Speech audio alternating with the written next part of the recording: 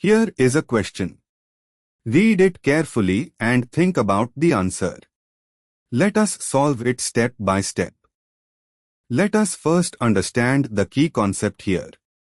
Reductive amination intramolecular cyclization under hydrogenation conditions. Step 1. Identify the starting material.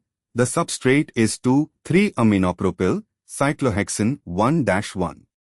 It contains a ketone, cyclohexanone, and a primary amine, NH2, tethered by a 3-carbon chain at the alpha position of the ketone.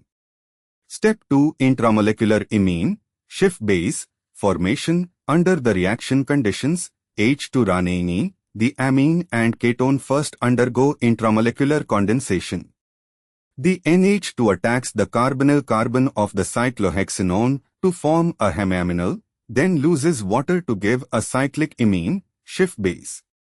Counting the atoms in the ring, the carbonyl carbon, C1 of cyclohexane, plus C2 of cyclohexane, bearing the chain, plus CH2, CH2, CH2 and forms a 6-membered ring fused to the remaining 4 carbons of the cyclohexane ring.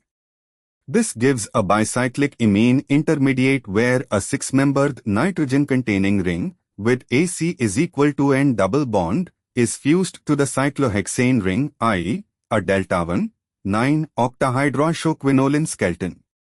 Step 3. Hydrogenation. H2-ranene reduces the C is equal to N double bond of the amine to give the fully saturated bicyclic amine. The product is decahydroxyquinoline, also called octahydroxyquinoline in some numbering schemes, a bicyclic compound with both rings fully saturated and nitrogen at the ring junction, bearing 1 NH. Step 4. Match 2 options. Option A. Bicyclic oxygen-containing compound, chromine skeleton, wrong heteroatom, not formed here. Option B. 1, 2, 3, 4. Tetrahydroquinoline has a benzene ring, aromatic, fused to a piperidine. No aromatic ring can form from saturated starting material under these conditions. Option C. Decahydro, fully saturated, isoquinoline. Both rings are saturated, nitrogen present with NH. This matches the product of intramolecular reductive amination of the given substrate. Correct. Option D. Dihydroquinoline contains an aromatic benzene ring and a partially unsaturated N-ring. Again, aromatization is not possible here. The intramolecular reductive amination of 2,3-aminopropyl cyclohexane 1-1 gives a fully saturated bicyclic secondary amine corresponding to decahydroxyquinoline, option C.